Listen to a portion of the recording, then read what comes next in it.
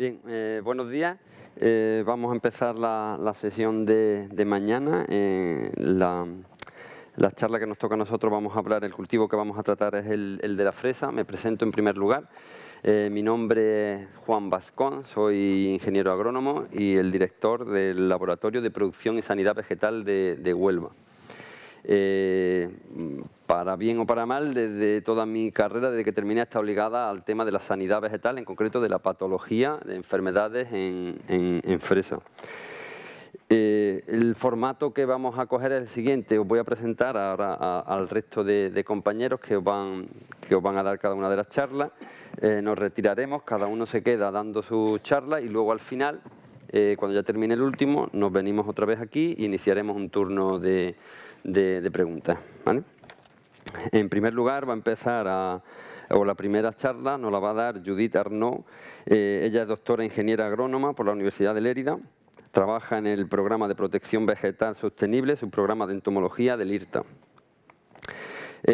Su actividad se ha centrado principalmente en el desarrollo de programas de control biológico de plagas para cultivos hortícolas en invernaderos y al aire libre.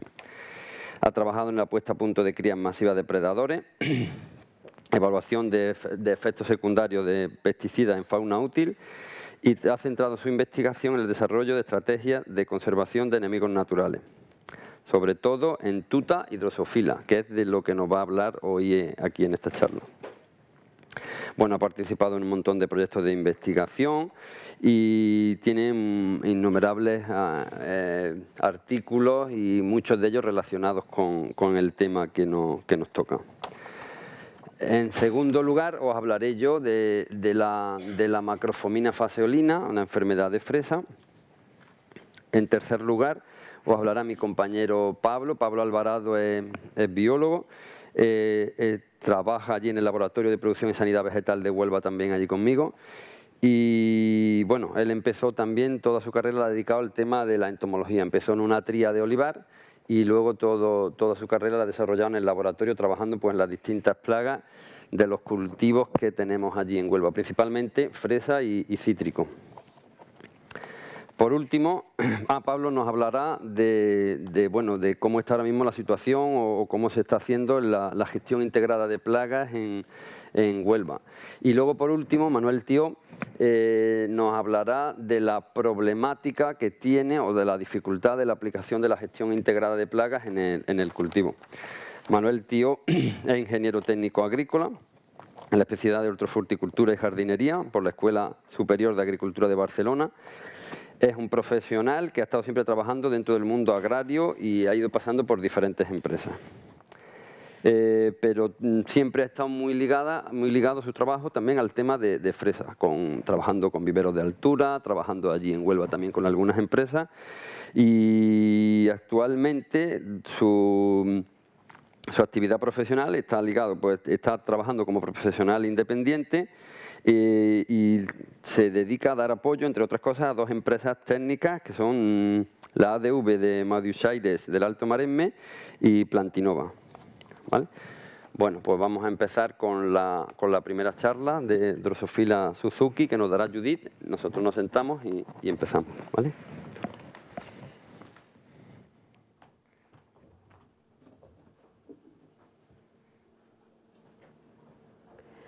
Buenos días a los asistentes. Muchas gracias a la organización por haberme invitado a dar esta charla y también a Juan por su presentación. Me han pedido que les hable de Drosophila Suzuki, una mosca invasiva que llegó procedente de Asia, de los países Japón, Corea, de esa zona, y que llegó casi simultáneamente a Europa y a América continental. En Europa ha tenido una expansión muy rápida y se citó casi simultáneamente en España, Francia e Italia, y a partir de allí ha ido colonizando, por decirlo de alguna forma, los diferentes países. Este es el último mapa que encontré de la EPO, pero posiblemente se van añadiendo casi continuamente nuevas zonas a esta distribución. La peculiaridad de esta mosca, que es una drosófila, y como la mayoría de las drosófilas, como ustedes saben, atacan frutos que ya están en estado de descomposición, que están podridos, que tienen heridas, que tienen botritis, etc. En este caso, la mosca pone los huevos en los frutos sanos y las larvas se desarrollan alimentándose de la pulpa del fruto y por lo tanto lo degradan, es la causa primaria del daño que se produce. Tiene un gran número de plantas huéspedes, las que son más conocidas y están más afectadas quizás son fresa, cereza y también frambuesa, moras, zarzamora, estos pequeños frutos.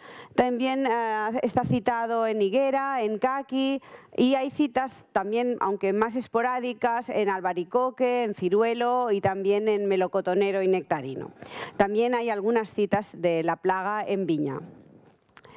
Pero no solo tiene huéspedes cultivados, sino que también hay muchos huéspedes espontáneos que pueden hospedar esta mosca.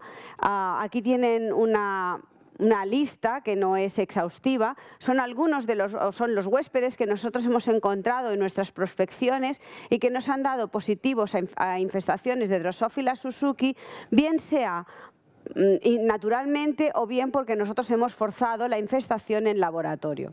Digamos, por ejemplo, este es el caso del rosal silvestre, en que no lo hemos encontrado infestado naturalmente, pero cuando nosotros hemos puesto Suzukis encima de los frutos del rosal, sí que hemos obtenido una reproducción, aunque pequeña.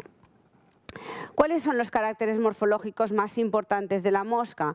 Pues el más evidente tal vez es que los machos tienen unas manchas en la parte posterior de las alas y esto ocurre en los machos pasadas 24 horas más o menos desde su emergencia, es decir, los machos jóvenes no tienen esas alas. La hembra es un poquito más grande que el macho y además lo más característico es este ovopositor serrado, duro, que le permite herir la fruta cuando todavía no está completamente madura y realizar la puesta. Las otras drosófilas tienen este oviscapto mucho más blando y por lo tanto necesitan un tejido ya en descomposición para realizar la puesta.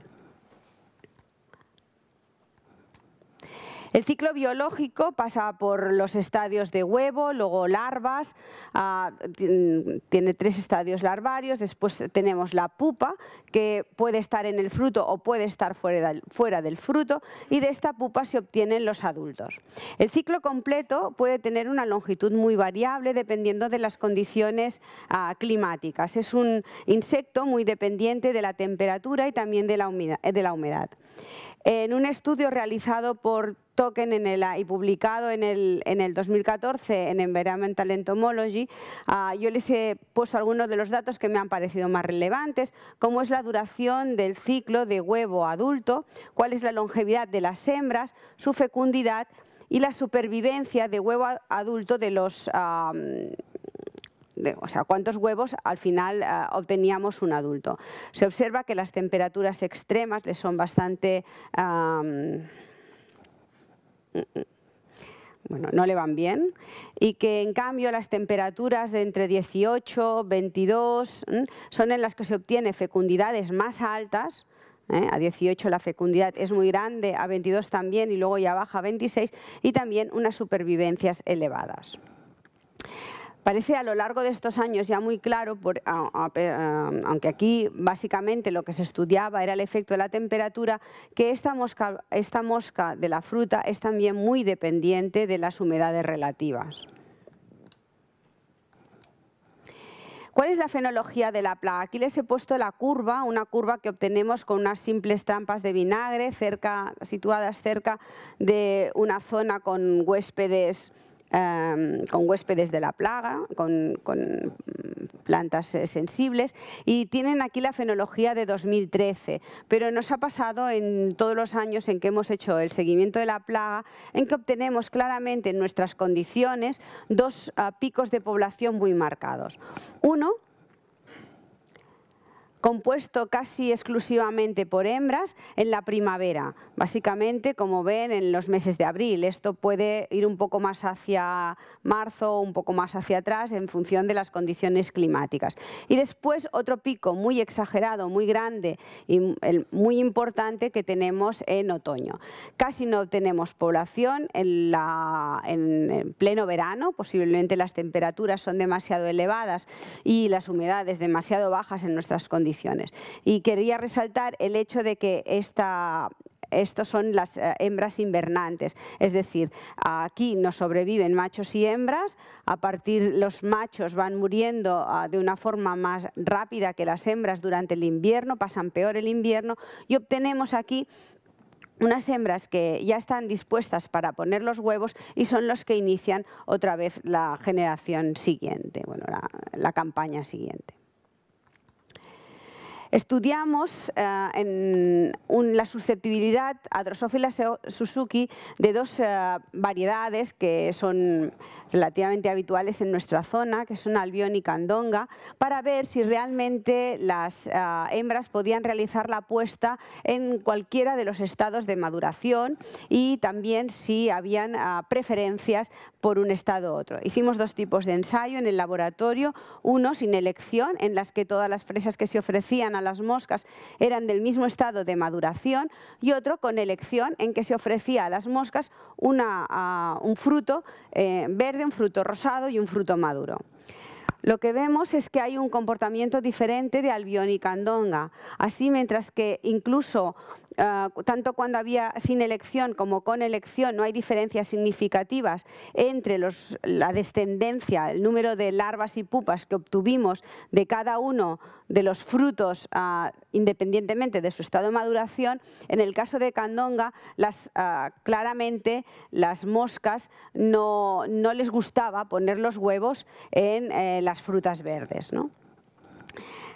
Si ahora nos fijamos en los ensayos hechos sin elección y Albión, a la hora de ver qué descendencia obteníamos, nosotros lo hacíamos a partir de los frutos, es decir, infestábamos con moscas y los frutos los dejábamos a que evolucionaran y antes de que salieran los adultos lo que hacíamos era lavarlos para ver el número de larvas y el número de pupas obtenido. Pues nos dimos cuenta que a pesar de que el número de larvas más pupas era igual en los tres tipos de fruto, sí que había una diferencia importante entre la composición, por decirlo de alguna forma, de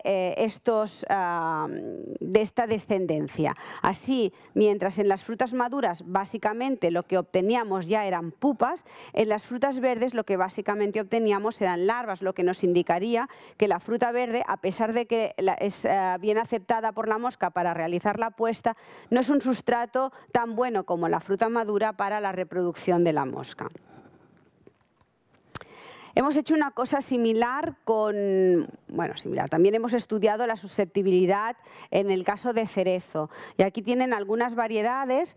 Nosotros teníamos muestras de campo, esas muestras se observaban para ver si habían huevos o no, y de los frutos que no tenían huevos nosotros intentábamos infestarlos con moscas en el laboratorio para ver si en unas condiciones de densidad muy alta pues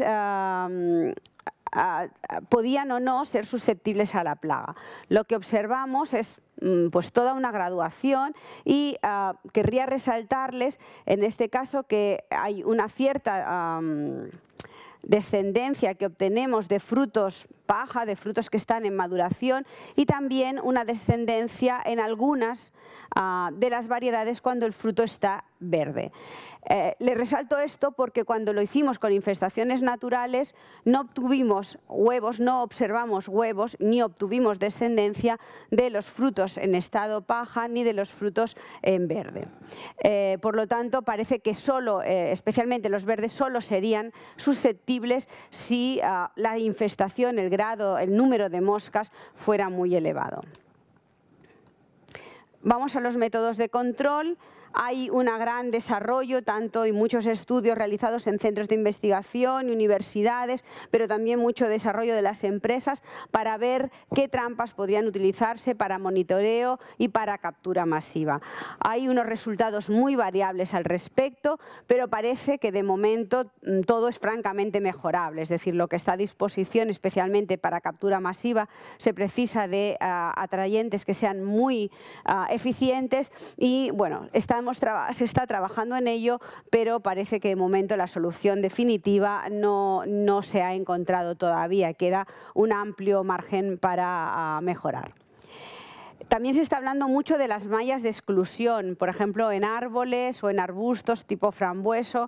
Yo no sé, que yo sepa, no hay ninguna experiencia que yo sepa hecha en fresa y faltaría ver cómo responden. Parece que es una fórmula que tiene sus ventajas, no hay que recurrir a insecticidas, es estable y parece que está dando bastantes buenos resultados en pruebas piloto, pero tiene un coste importante y hay que ver igual cómo se maneja todo el cultivo a partir de la colocación de las mallas. Me refiero a si se han realizar tratamientos fungicidas, si aumenta mucho la humedad relativa, digamos que no es solo colocar mallas y ya está, sino ver cómo luego lo hacemos girar todo para obtener una producción de calidad. Finalmente, hay toda una serie de medidas higiénicas que se están promocionando y que se están repitiendo y que tienen buenos resultados. Hay que evitar de todas retrasos en la recolección, es decir, tener frutos sobremadurados en los campos. Hay que ir recogiendo y retirando. Ayer alguien lo comentaba, me parece con el tema de virus, no se puede recoger la fresa y decir esta no me sirve y la dejo allí, porque eso va a acabar produciendo no Suzuki, sino que lo que hay que hacer es ir retirando los frutos, no se pueden desperdiciar. Y en el caso de las cerezas, pues bueno, digamos que estos pequeños frutos, o en el caso de la fresa, se recoge muy continuadamente, pero en el caso de fresa de industria o tal vez en otros cultivos como en cereza, pues bueno, hay la tentación de abandonar el cultivo si no se va a seguir porque no se puede aprovechar. Entonces eso puede ser realmente una bomba, por decirlo de una manera coloquial, una bomba de Suzuki puesta en medio de algún sitio, ¿no? Por ejemplo, estas cerezas pues estaban totalmente abandonadas y era un espectáculo verlas cómo estaban realmente afectadas de Suzuki. ¿Qué hay de insecticidas? De momento es la herramienta que se está utilizando para intentar controlar la mosca. Aquí les presento los resultados que nosotros hemos obtenido, son en laboratorio y se hicieron sobre frutos y sobre hoja de fresa. Parte de estos resultados, y no casi todos, están publicados en un número de Fitoma, creo recordar que de 2012, y allí tienen el detalle de cómo se realizaron los ensayos. Nosotros hicimos residuos de estos productos sobre hoja y sobre fruto, y también hicimos tratamientos sobre fruto que sabíamos tenía huevos o larvas de primer estadio. Los resultados los tienen aquí, no hace falta que vean los números, solo necesitan ver los colores. El rojo nos indicaría unas eficacias superiores al 75%. Como ven, pues hay una gama de productos que tienen su eficacia. El problema es que si nos vamos a los modos de acción ya la cosa queda un poco más restringida. Las persistencias que obtuvimos en el laboratorio fueron altas, fueron relativamente altas, especialmente para Spinosad, para Spinoteram y para Landa Zeoliotrin. Aquí tienen, me he olvidado, los plazos de seguridad y los frutos que están coloreados indican que el producto está autorizado en ese cultivo. Los frutos que están sin color nos indicarían las autorizaciones excepcionales del año 2014.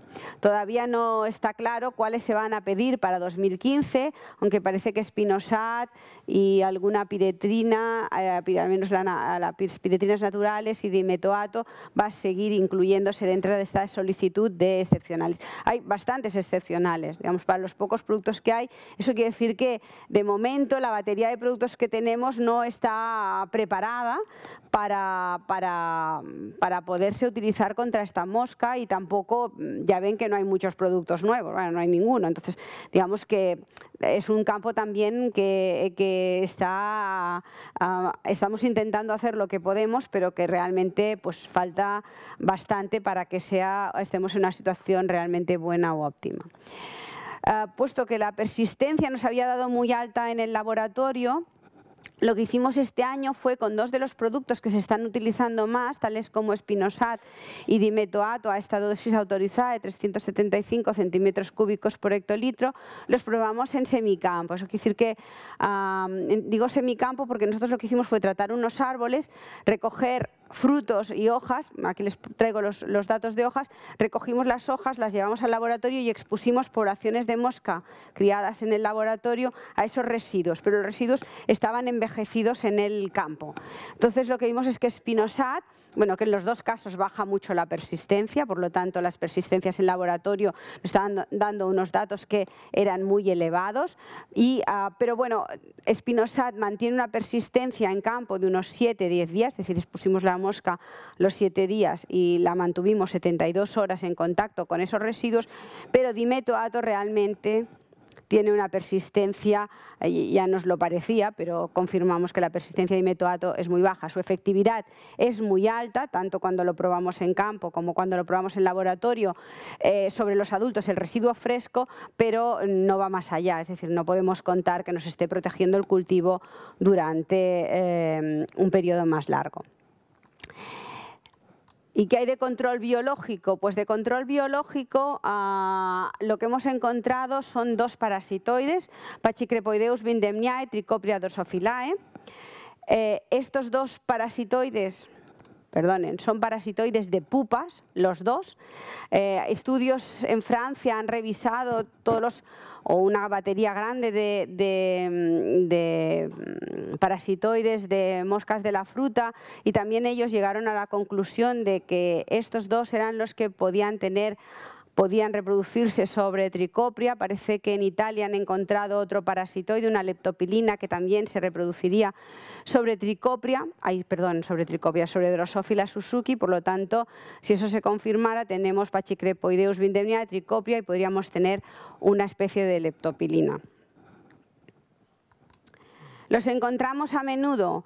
Pues bueno, los empezamos a encontrar en 2012, solo Pachycrepoideus vindemniae. Esto es el número de muestras que teníamos en cada mes, y esto es el número de Pachycrepoideus que obtuvimos de esas muestras. En todos los casos eran trampas con frutos infestados que nosotros exponíamos en el campo y que después recogíamos y llevábamos al laboratorio. No era fruta que recogiéramos directamente de las explotaciones. Lo encontramos, como digo, en 2012, lo encontramos en 2013, y en 2013 nos empezó a aparecer Trichopria drosophila. Y en 2014 los hemos vuelto a recuperar, también en trampas, en octubre y en noviembre, las dos especies, y esto que tienen aquí en un recuadro, esto representa que los obtuvimos en campos comerciales de cereza, uno en el Baix Llobregat, un poco al sur de Barcelona, cerca de la zona del aeropuerto, y en el interior, en la provincia de Lleida, obtuvimos estas dos muestras en las que sí que encontramos Pachycrepoideus, y en una de ellas encontramos las dos especies. Por lo tanto, parece que están bastante distribuidas en el territorio y que las cantidades que podemos obtener no son menospreciables. En el caso de estas muestras, de las muestras que tenemos aquí, llegamos a un 75% de parasitismo de pupas en algún caso. Como digo, son parasitoides de pupas, ambos tienen unas duraciones de ciclo de huevo adulto muy parecidas, la descendencia que se obtiene también es muy parecida, por lo tanto tendríamos dos candidatos más o menos similares. Hemos estudiado su eficacia en el laboratorio en diferentes frutos y es superior, parece, en arándanos, pero también porque es un poco peor como huésped que los otros, y tiene casi un 60% de eficacia con cada uno de estos frutos, y la tasa de parasitismo, de reproducción del parásito, es muy similar en todos. Por lo tanto, podría ser un candidato a utilizar en diversos cultivos. Como depredadores hemos estudiado Orius laevigatus, que es bastante frecuente en fresas y también en en frambuesas. Sabemos que no consume larvas, pero sí que hemos notado una disminución en la descendencia de adultos de Drosophila cuando a un fruto que tiene huevos lo exponemos, o sea, no le ponemos el depredador o sí que le ponemos depredador. Estas diferencias son significativas y por lo tanto podemos decir que Orius tiene un cierto efecto depredador sobre los huevos de la mosca. También hemos encontrado tijeretas cuando hemos estudiado los depredadores del suelo. En el suelo hemos encontrado la Vidura riparia y la Vidura riparia es un buen depredador de tanto de larvas como de pupas de la mosca. Hemos encontrado también algunas tijeretas en árboles, en este caso no son la Vidura, pero no tenemos todavía la especie confirmada. También se confirma que son unos buenos depredadores de la mosca. ¿Qué posibilidades tiene el control biológico así inmediato para solucionar el problema del agricultor? Pues estamos en ello, pero de momento no tenemos ninguna solución, pero al menos en nuestras condiciones las fresas se dan en entornos con bastante vegetación espontánea y creemos que sí que estas parasitoides de pupas, estas tijeretas y tal, podrían tener un cierto efecto e irnos bajando la plaga un poco paulatinamente y hacer que la incidencia fuera menor de lo que es ahora. Tal vez en un futuro próximo podamos trabajar más directamente en el cultivo y evitar los daños en el cultivo. Los agradecimientos a la gente, al departamento que es el que nos ha dado la financiación para todos hacer estos estudios, a los técnicos y a los propietarios que nos han facilitado muchísimo la labor y a todos ustedes por su atención. Muchas gracias.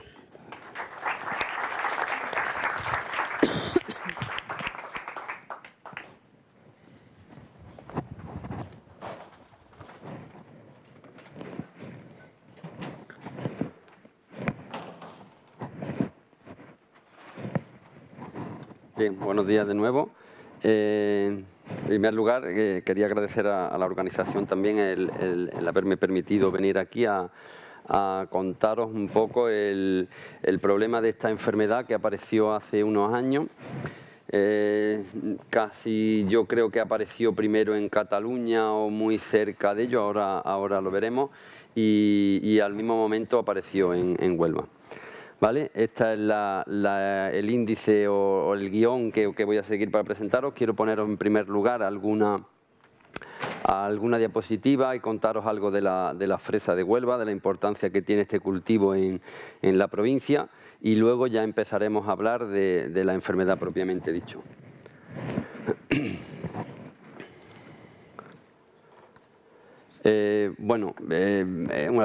Alguna diapositiva del cultivo para lo que veáis.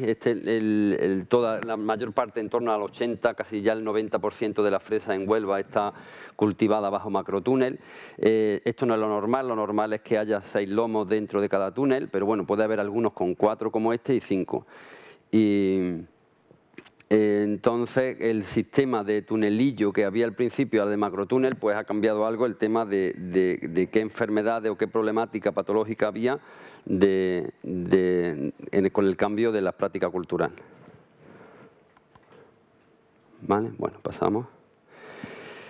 La fresa de Huelva. Bueno, España ahora mismo es el tercer productor mundial detrás de Estados Unidos y Turquía. Parece que México está ahí rondando, tiene ya más superficie de fresa que España y en producción pues nos está casi cogiendo. En esta campaña pasada hubo más de 7.300 hectáreas en Huelva con una producción de 280.000 toneladas. Un poco más baja de lo normal porque hubo muchos problemas de podredumbre y de botrytis, mala calidad de fruta debido a las condiciones que teníamos. Esto supone el 95% de la producción nacional y una tercera parte de la producción europea. Bueno, la importancia que tiene supone casi la mitad de la producción final agraria de Huelva, un 3,5 de la de Andalucía. Da un montón de trabajo, sobre 4,5 o 5 millones de jornales de trabajo. Y bueno, es un cultivo pionero en la provincia y en torno a un 70-80%, dependiendo del año, está en producción integrada. ¿Podría explicar en el 2013? Arriba, ahí. Bueno, para que veáis un poco la evolución tanto de superficie como de producción. comparando la superficie de España, total de España, con la de Huelva. Bueno, como no podía ser de otra manera, pues están muy ligadas, pero fijaros que hace un par de años hubo una campaña muy buena en la que llegamos en torno con la misma superficie, más o menos que ahora, se llegó al entorno perdón, con la misma superficie arriba que la que puede haber este año, muy poco más, llegamos a un pico de producción muy grande que superó las 330.000 hectáreas. Volvemos. Y ahora, de nuevo. Bueno, como cualquier cultivo, tiene una serie de factores limitantes para la producción. Y el más importante quizás en los últimos 20 años ha sido un aumento de todos los costes que tiene el cultivo, que no ha ido asociado con la rentabilidad del cultivo, con el precio del kilogramo de la fresa, con lo que la rentabilidad ha disminuido mucho.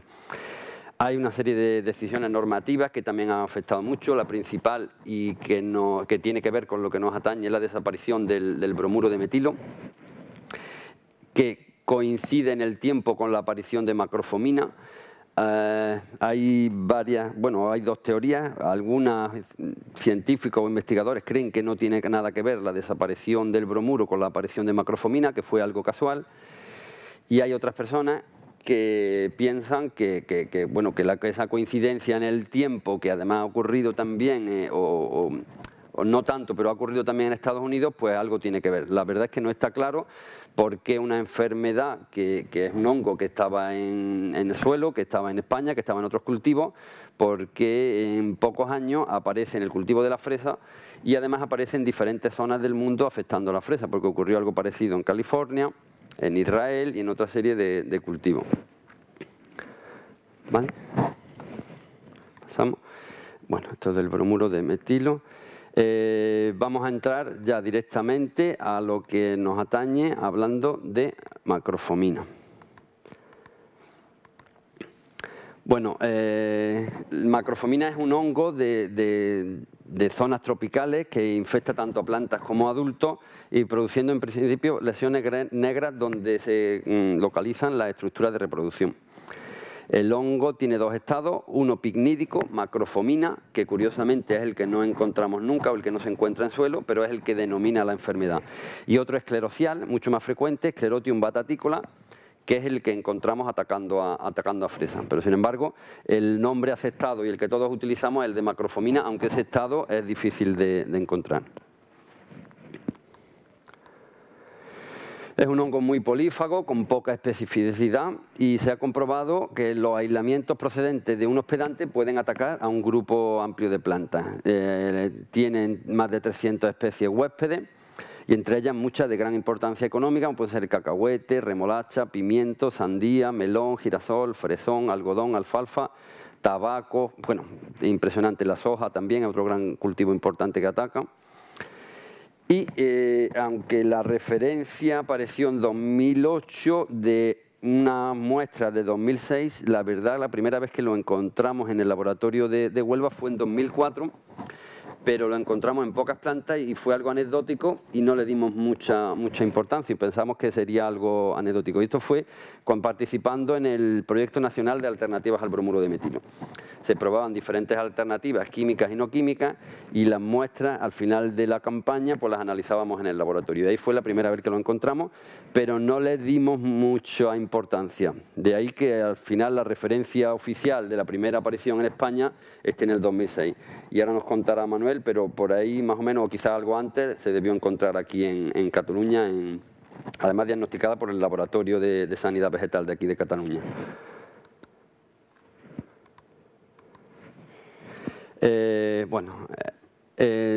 También ahí pongo que está descrita en Cataluña. El problema, o quizás la diferencia del cultivo y que puede afectar mucho más a Cataluña, es que la fresa de aquí normalmente ocupa el periodo de primavera, verano, la época más cálida del año, mientras que en Huelva la fresa se cultiva durante la época fría, o sea, se planta en octubre, empieza más o menos de forma general a coger la fresa en enero, febrero, y cuando llega mayo o junio, dependiendo del precio que tenga, se acaba el cultivo, con lo que el problema gran parte del año nos escapamos del problema y ahora veremos por qué.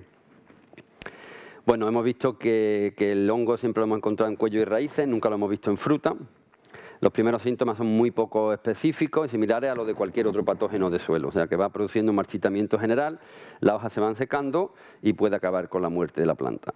Y esto es muy importante, toda la secuencia está muy fuertemente influenciada por las condiciones ambientales, altas temperaturas y estrés hídrico. Bueno, los síntomas iniciales, aquí los podéis ver, es un marchitamiento de la planta. Parece como si no tuviera agua, pero claro, cuando vas viendo el lomo ves que unas están bien y otras están cayendo. O sea que, que claramente eso, se ve que no es de problemas de riego. Y en pocos días, y digo bien, pocos días, que puede llegar a ser una semana si las temperaturas son altas, la planta acaba muriendo.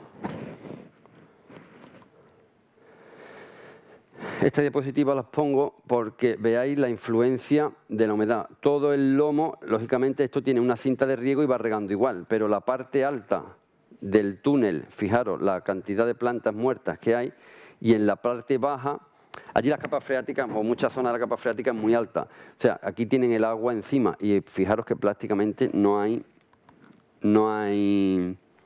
plantas muertas. Igual, la poca diferencia que puede haber entre la parte alta del lomo y la parte baja. La cinta va por aquí, por el medio. O sea, y estas plantas, o aquí en esta parte alta, mueren muchas más plantas que en la parte baja. Fijaros qué diferencia tan pequeña. Normalmente, o es fácil que además la parte alta haya coincidido con la cara sur, porque la orientación que van buscando en general es la de este-oeste, y si coincide además con la cara sur del lomo, pues todavía incrementa un poco más las temperaturas, con lo que mueren mucho más rápido. Aquí igual, fijaros, en la parte seca del túnel hay plantas muertas y aquí no hay apenas plantas muertas. Bueno, y esto como al final, ya que se descuida un poco el cultivo, pues puede haber unos ataques tremendos. ¿Qué es característico de esta enfermedad? Cuando damos un corte en la corona, pues vemos que las plantas afectadas tienen una necrosis en la zona vascular de la misma. En principio, esta enfermedad se podría confundir también con verticillium, y además los síntomas aéreos son bastante parecidos, porque la primera vez, o ante la primera vez que nos encontremos con este problema, que era lo que nosotros empezamos sospechando, creíamos que era verticillium, y luego nos salió macrofomina. Es fácil diferenciarla de Phytophthora, que es otra enfermedad que se da también mucho en la fresa, porque Phytophthora es al contrario que macrofomina, suele aparecer en la parte húmeda o de las zonas más húmedas del lomo, mientras que macrofomina sale en la zona mucho más seca de la parcela. Bueno, algunos síntomas, vamos a darle para que veáis en detalle. La necrosis que provoca. Necrosis vascular, bueno, más fotos de lo mismo. Fijaros que en principio, pues bueno, pues podría confundirse, el síntoma muy parecido al que podría dar una verticilosis en fresa. Y bueno, también puede necrosar el tejido interno, con lo que en principio podríamos confundirnos con Phytophthora. Pero yo digo, la diferencia con Phytophthora es fácil porque suele aparecer en zonas diferentes. ¿Cómo se comporta esta enfermedad? Pues bueno, el ciclo de la enfermedad tiene una gran capacidad saprofítica, que unido al gran número de huéspedes hace que tenga una buena capacidad de supervivencia en el suelo. Además, la forma de persistencia que tiene la de esclerocios. Los esclerocios son una estructura de resistencia rodeados de una capa dura que son capaces de aguantar condiciones adversas. Sirven como fuente de inóculo y además son capaces de durar en suelo después de rotaciones con plantas no susceptibles, incluso barbecho, hasta 3 o 4 años, y luego disminuye mucho la supervivencia de los mismos cuando pasan por periodos húmedos. Bueno, los esclerocios germinan, forman un apresorio, este penetra en la raíz por presión mecánica y digestión enzimática, o también puede entrar a través de aberturas naturales o heridas. La hifa crece intercelularmente a través del corte y luego intracelularmente, llegando al xilema y colonizando el tejido vascular. Y de ahí se extiende a la base del tallo, donde puede ir produciendo microesclerocios que van taponando el sistema vascular y hacen que la planta muera. Lo que he comentado, la tasa de infección aumenta mucho con altas temperaturas del suelo y un bajo contenido de humedad en el mismo. Una placa de PDA, que al final todo esto es puntitos, se ve negra porque son puntitos, muchísimos puntitos negros, como cabezas de alfiler negras, y bueno, y algunas del esclerocio, visto el microscopio, y esclerocio visto en los tejidos, en restos de tejido. Esto se pueden ver a simple vista. Bueno, las condiciones favorables, ya hemos visto, la germinación de los esclerocios se produce entre los 28 y los 35 grados. Muchos estudios demuestran, y es una de las recomendaciones que hacemos, que si eres capaz de mantener el cultivo a dosis de riego iguales o próximas a la evapotranspiración potencial, ocurría en soja, en general no se aprecia mucho la enfermedad. Es lo que estamos recomendando, que luego lo veremos con los métodos culturales mejor. El hongo, claro, pues es un problema en primaveras cálidas y poco lluviosas, algo que es muy frecuente en las condiciones de clima mediterráneo que tenemos. ¿Cómo podemos controlar la enfermedad?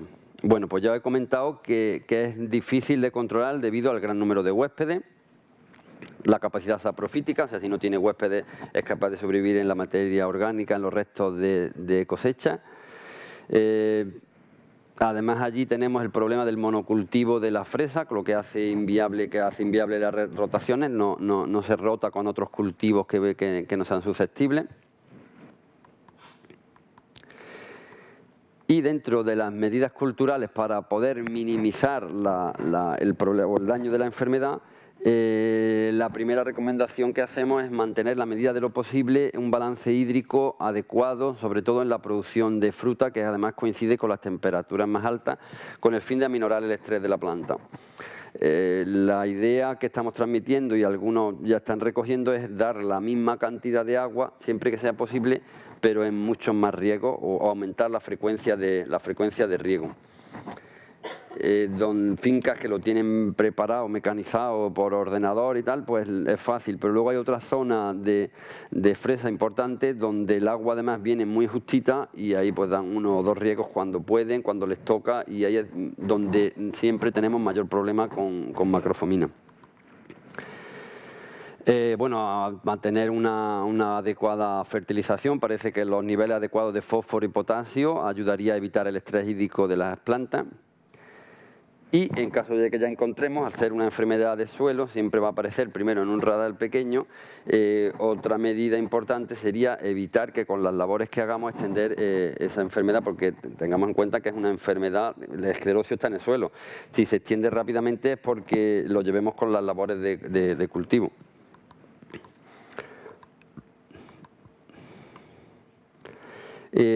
Cuando aparece la enfermedad, o el primer año que aparece la enfermedad, una buena práctica sería la solarización de ese primer rodal que hemos encontrado, bien sola o bien en combinación con productos químicos biofumigantes. Ya vimos, bueno, los que pudisteis ver la charla de ayer de hortícola de Miguel Talavera, nos vio la importancia de, además de la solarización, añadirle algún producto químico o bien alguna materia orgánica que aumenta la eficacia de la solarización. Claro, para esta medida tiene que coincidir que cuando la época cálida del año, en el verano, no haya cultivo. Si estamos aquí, pues difícilmente vamos a poder aplicar una solarización, porque en invierno no tiene ningún sentido. Pero en Huelva el cultivo se retira y durante el verano no hay cultivo, con lo que es factible, y además hay ya ensayos hechos que tiene un buen comportamiento la biosolarización o biofumigación. Tiene un comportamiento aceptable y podría reducir y evitar ese primer rodal del cultivo. Últimamente, con el tema que he comentado de la rentabilidad del cultivo, muchos agricultores aprovechan los lomos que hacen y cada vez más extendida la práctica de dejar los lomos al menos 2 años. Incluso ya hay quien lo está llevando a 3 años. Bueno, ante cualquier enfermedad de suelo, lógicamente, no utilizar lomos de segundo año, retirar todo e intentar hacer una desinfección. Y ya os digo, aparte de todo que hagamos todo, es muy difícil de controlar si tenemos una primavera bastante cálida y además con poca lluvia. En cuanto al control químico, no hay ningún fungicida registrado para el control de esta enfermedad en el cultivo. Sin embargo, algunos técnicos, esto no lo tengo contrastado, pero algunos técnicos recomiendan y han probado y dicen que les va bien la aplicación de metiltiofanato, que sí está autorizado para otras enfermedades del cultivo, y parece que no les va mal. Pero ya os digo, son impresiones que tienen técnicos que comentan y no conozco ningún estudio donde realmente confirme esta apreciación. Pero bueno, os lo comento por si os puede ayudar. La solución, pues bueno, lo que os he comentado, al final del cultivo sería la fumigación del suelo con los fumigantes autorizados que hay. Y aquí comentaros que tan importante como la sustancia química o la combinación de ellas que utilicemos es el método de aplicación. Con esto también ha ido cambiando las prácticas culturales. Normalmente allí cuando se iba formando el lomo se extiende el plástico, la cinta de riego y a la vez se iba inyectando el fumigante cuando van preparando los lomos. Últimamente con la utilización de lomos de segundo año y además con pues el aumento de los costes, lo que hacen es aplicar el fumigante por la cinta de riego. Y lógicamente la distribución no es la misma. Y el mismo producto o la misma combinación de productos a la misma dosis, aplicado e inyectado mediante inyección o por vía de riego, los resultados son muy diferentes. O sea que los productos en principio no son, bueno, aparte todos funcionan, pero es importante hacer una buena aplicación del producto para que tengamos una disminución de la enfermedad, tanto de macrofomina como para todas. Eso no valdría para todas las enfermedades. Vamos terminando. En cuanto a resistencia, pues bueno, dado el carácter saprofítico y polífago de esta enfermedad, pues parece que va a ser difícil encontrar resistencia varietal. En principio, por los datos que nosotros tenemos, no vemos que afecte a una o a variedad más que a otra. O sea, no vemos en las variedades que se ponen allí, vemos que le puede atacar todo. Depende más de las condiciones climáticas que tiene. Y nada más, eso es todo. Muchas gracias.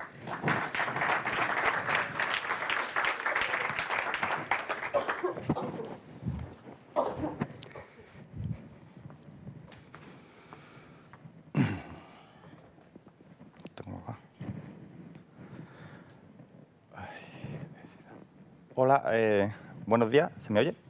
Sí, vale, que yo no me oigo. Nada, soy Pablo Alvarado, compañero de Juan Vascón, del Laboratorio también de Producción y Sanidad Vegetal, y os voy a hablar un poquito de, bueno, más que nada lo que voy a hablar es el tema del control biológico en fresa y digamos las experiencias que se están llevando en la fresa de Huelva y que, bueno, cumple bastante lo que serían las nuevas filosofías, ¿no?, de producción. Esto, ¿dónde hay que apuntar? Aquí. Ahora. Bueno, Juan ya ha hecho la introducción, así que esta parte me lo voy a saltar simplemente para que vierais un poquito que lo único que voy a resaltar es eso, que desde el año prácticamente 2000 la producción está estancada en torno a las 300.000 toneladas. Y bueno, han surgido cada vez más competidores, está disminuyendo la rentabilidad del cultivo. Y bueno, dentro de este marco, el tema del control biológico está adquiriendo bastante importancia como herramienta para colocar mejor el cultivo en el mercado, ¿no?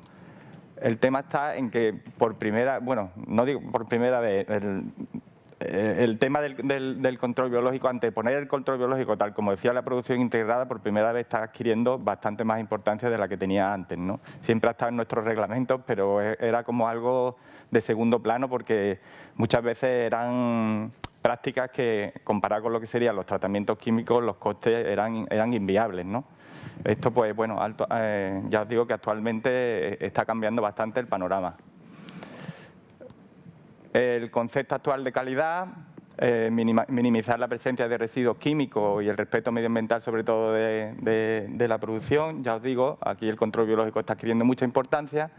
y las comercializadoras que te están exigiendo los programas de residuos cero y sobre todo la limitación de las materias activas. Aquí quería hacer un parón en el sentido de decir que, bueno, el tema de las comercializadoras y que te limiten aún más las materias activas que los propios reglamentos, muchas veces llega a ser un poco sangrante el tema, ¿no? Y ahora os voy a poner un ejemplo muy claro para que lo veáis con la araña, ¿no? Actualmente en fresa hemos sufrido un aumento bastante fuerte, exponencial de la producción en control biológico. Tendremos, los datos que había puesto en el Astra eran de la campaña pasada, unas 400 hectáreas. Esta campaña hemos subido a 745 hectáreas según las estimaciones que hicimos antes de venir aquí, ¿no? Entro ya sin más en las plagas. La araña roja es la plaga con mayor incidencia en el cultivo desde hace ya más de una década.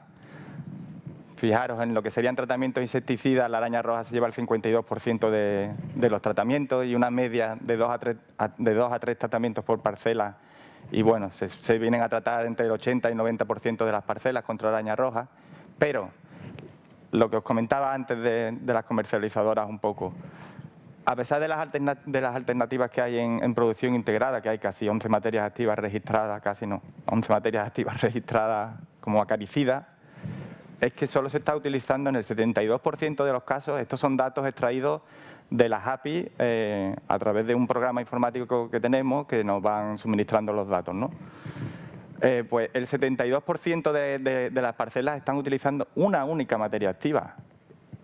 Esto, como comprenderéis, pues rompe lo que sería cualquier regla de producción integrada y, bueno, sobre todo la abamectina, es que es increíble. Un 70% de las aplicaciones son solo de abamectina. Aquí tenéis un ejemplo de lo que os comentaba antes y de los casos sangrantes un poquito. Fijaros, casos de araña que tienes infecciones a partir de noviembre, diciembre, y cómo a base de tratamientos reiterados de abamectina, es que prácticamente te la combinan con una materia activa más o dos como mucho, y la araña no la controla. Por suerte, estos son casos que no se dan mucho, pero es un caso que se ha ido agravando a lo largo de los años y, bueno, el control biológico, como veréis, ofrece una solución bastante aceptable. Durante 2 años hemos estado haciendo experiencias de control biológico con las empresas de control biológico que hay en la zona. Y bueno, lo mismo, más o menos hemos seguido durante unas 100 hectáreas durante estos 2 años y os voy a ir resumiendo un poquito los datos de los insectos auxiliares que se han utilizado, dosis y el efecto que ha tenido, ¿no? Fijaros, esto es una comparación de los tratamientos en parcelas, todas de producción integrada, pero en la verde, en la fila verde, os he puesto las que han utilizado sueltas de control biológico, que luego hablaremos de los auxiliares que se han utilizado, ¿no? Pero fijaros que la media de tratamiento en control biológico ha sido de 1,5 frente a 2,7 en parcelas sin control biológico y sobre todo esto, lo que os comentaba, ¿no? Que las sin control biológico se van muchas veces un 25% con 4 tratamientos, un 14% con más de 4 tratamientos. Vamos, creo que se ve bastante bien que el control de la araña se escapa muchas veces, como no la controles desde el principio y como no utilices bien las materias activas, ¿no? Sin embargo, cuando utilizas control biológico, casi todos los tratamientos se quedan en 1 o 2 tratamientos por parcela, sobre todo en 2 tratamientos, con lo cual, bueno, aquí veis que el control biológico en cuanto a resultados va bien, ¿no? Este sería el cuadro de la estrategia. Fijaros las sueltas con Phytosailus persimilis, que es lo que más se usa sin duda alguna. Se centran desde mediados de enero al mes de febrero, sobre todo. En verde quiere decir que es donde encontramos mayor concentración de sueltas, ¿vale? Las dosis de sueltas con las que se están trabajando es de 10 a 20 individuos por metro cuadrado y el número de sueltas entre 3 y 7. Está claro que realizar dosis pequeñas y en mayor número es mejor, siempre te arriesgas menos porque al principio, sobre todo en enero, con las temperaturas bajas, en torno a los 12 grados, que es lo que barajamos en Huelva, pues el Phytosailus persimilis le cuesta trabajar, ¿no? Es bastante inactivo. Y bueno, si te viene alguna helada o algo, pues puedes perder la suelta, con lo cual trabajar al principio con pequeñas dosis es menos arriesgado. Lo que pasa que, claro, eso encarece en mano de obra lo que sería la aplicación de la suelta, ¿no? Otra estrategia que emplean otras casas, que ya últimamente en las últimas campañas ya no se está utilizando, es el uso de Amblyseius andersoni a dosis de 40 individuos por metro cuadrado, centrada las sueltas a finales de enero, principios de febrero. La andersoni aguanta mejor las bajas temperaturas. Y luego complementando las sueltas a mediados de febrero, principios de marzo con Phytosailus persimilis a dosis de 5 individuos por metro cuadrado. Bueno, esto junto con los tratamientos, estos serían los tratamientos que se hacen también en las parcelas de control biológico. En rojo quiere decir que han sido los momentos en que mayor concentración de tratamientos encontrado. Pues normalmente van, si tienes problemas de arañas desde el principio, se suele hacer un tratamiento para limpiar la parcela y a raíz de ahí te esperas tu plazo pertinente para que se vayan, digamos, los residuos y a raíz de ahí empiezas con las sueltas o ya, una vez que has empezado las sueltas, utilizar lo que sería un plaguicida compatible, ¿no? Hemos hecho una serie de recomendaciones en base a los datos de la OILB y de las experiencias de los técnicos y bueno, como veis, esto vamos a intentar incluirlo en la guía GIP, pero no sé si no lo admitirán porque el tema de productos me parece que no van a dejar poner nada, ninguna recomendación. Entonces, bueno, pues que veáis que tenemos dentro de lo que serían acaricidas para la araña roja, estamos dentro de cómo está la situación de las otras plagas, estamos bastante bien. Tenemos, bueno, pues 5 productos compatibles, la abamectina, la milbemectina, echándolo 1 o 2 semanas antes de hacer la suelta nos va bastante bien, o incluso bajando la dosis de la abamectina porque es más tóxica para el Phytosailus, para la araña que para el Phytosailus, también te ayuda un poco a regular las poblaciones. Y bueno, recomendaciones también para el tebufenpirat y fenpiroximato.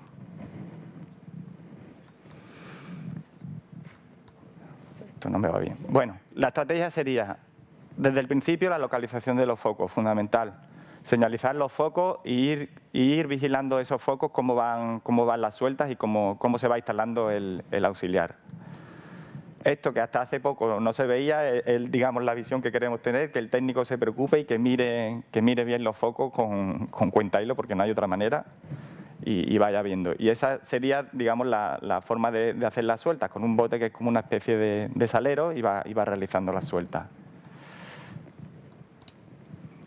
El problema de las sueltas es el reparto homogéneo de las mismas, ¿no? Establecer una dosis de, venga, vamos a soltar 3 individuos por metro cuadrado, cuando te dan unos botes es complicadísimo. Entonces requiere mucha experiencia del aplicador y bueno, hay casas que están trabajando, pues bueno, esto es como un prototipo que te permite hacer la suelta en los 6 lomos de una vez, de una tacada, y hacer un reparto muy homogéneo de la suelta, porque como os digo, sobre todo a principio de cultivo el Phytosailus persimilis le cuesta, ¿no? Se desplaza poco y entonces el tener un reparto homogéneo es muy importante, ¿vale?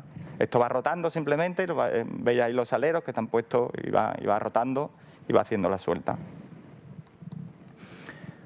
Lo que os comenté, una vez que hemos señalado los focos, pues vamos valorando la suelta. Ahí tenéis los Phytosailus persimilis.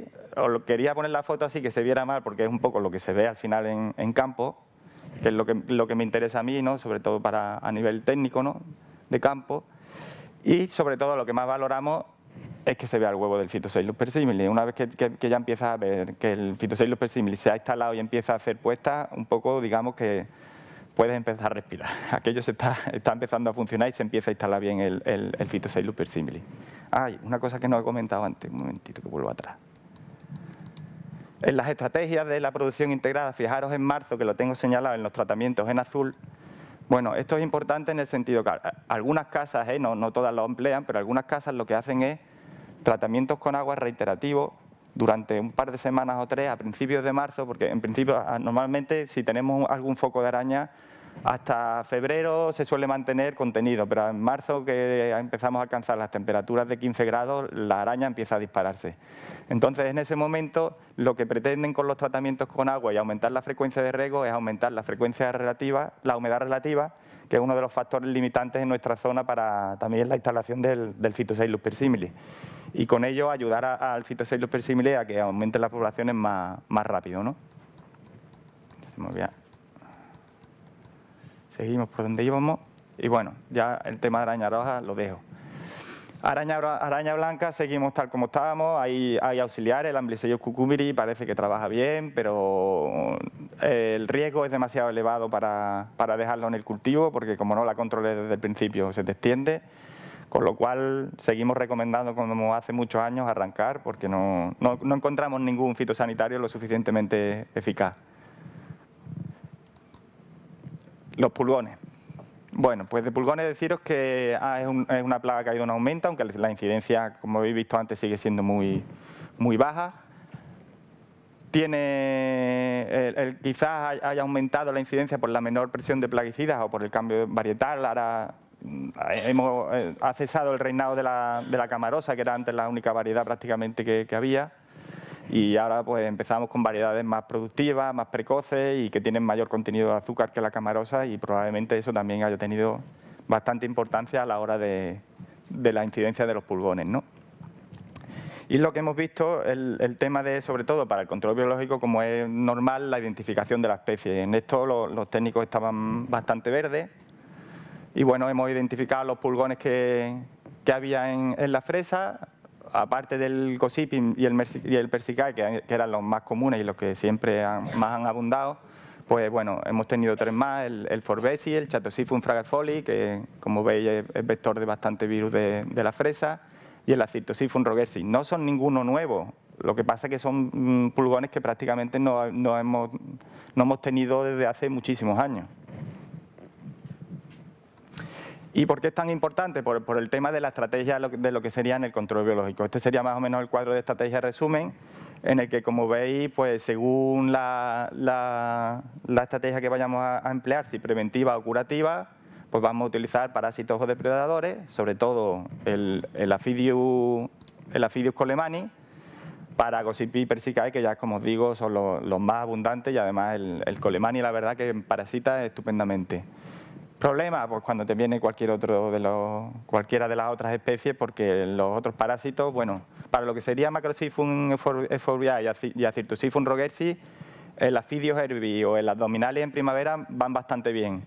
Pero ya si nos salimos de ahí, la cosa se complica bastante y casi nos tenemos que ir a los depredadores, sobre todo Aphidoletes afidimiza o Chrysoperla, pero tenemos que esperar a primavera. Si no, el depredador no se instala bien. Aquí tenéis la estrategia con Aphidius colemani.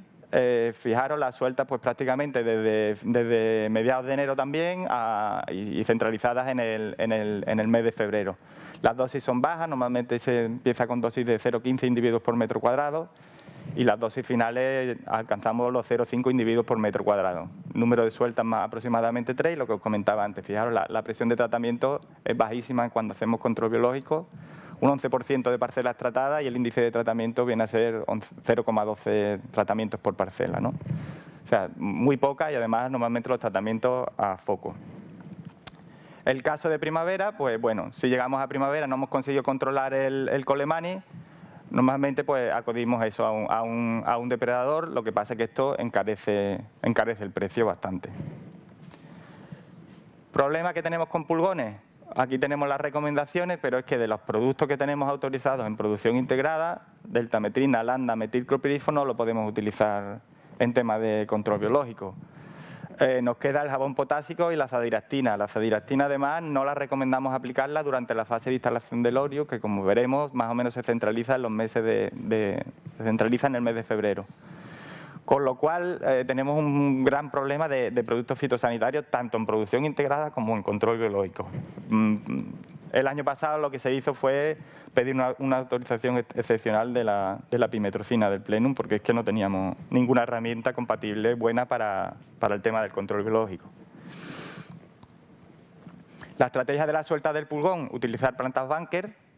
Normalmente ayuda bastante a la instalación del pulgón, te hace que se instale más pronto y en mayor cantidad. Habéis puesto las fechas, las sueltas más o menos en febrero y marzo, y lo que se utiliza es Rhopalocynthum paddy, que es un pulgón que afecta solo a los cereales, a las gramíneas, y no afecta a la fresa.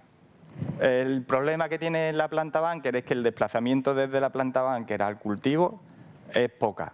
Entonces, normalmente se ve mayor parasitoide, hay mayor parasitismo cerca de donde está la planta Bunker, pero luego no se extiende muy bien. Lo mismo que os comentaba con la fresa, la estrategia es la misma, es señalar focos, seguir los focos y ir valorando el parasitismo y ver que la colonia pues no va aumentando la colonia de ese pulgón y normalmente empieza en las partes bajas de la planta y va colonizando desde el cuello de la corona, va colonizando las partes aéreas, las hojas y las flores. Pues ver que no va ocurriendo eso y que el parasitismo va siendo efectivo, ¿no? Y lo mismo pues con el depredador. Este es el caso uno de los casos que os decía antes, un pulgón que no encontramos ningún parasitoide efectivo y que bueno, la Phytoletta fidimisa en este caso pues nos ofrece solución o la Chrysoperla carnea, ¿no? En tema de trips, pues bueno, aquí hay poco que decir. Frankiniella occidentalis sigue siendo la especie abundante y más abundante en el cultivo. Tenemos otras especies, pero más anecdóticas, como auxiliares la Elotris. Y bueno, la estrategia de sueltas en este caso está basada en el Orius, sobre todo principios de enero y centralizándonos en lo que sería febrero, ¿no? En el mes de febrero. El problema del Orius es un poco parecido al Phytoceylus persimilis, que siempre jugamos con intentar instalarlo lo más pronto posible, es fundamental.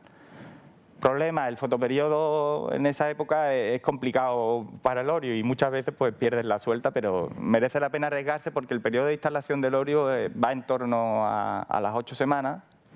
Entonces, como no empieces muy pronto, cuando ya aparece el Orius, que normalmente de forma natural aparece en abril, ya es un poco tarde porque el tri se te dispara y va tarde, ¿no? Entonces, bueno, pues la estrategia consiste en eso, las dosis se sueltan en torno a 2 a 3 individuos por metro cuadrado y se suelen hacer dos sueltas, no más. Fijaros que la incidencia de tratamiento al final es de 0,2 tratamientos por parcela y se suelen tratar el 30% de parcela. En algunos casos la suelta de Orius se complementa con Amblyseus cucumiris, que le sirve de insecto alimento también al Orius, si hay poco tri, y la dosis es de 44 individuos por metro cuadrado. Y otras casas han utilizado también el Amblyseus swirki. Esto ya no se está haciendo, esto se ha hecho durante 2 o 3 años, pero no tiene tampoco mucha aceptación y bueno, se está dejando de hacer.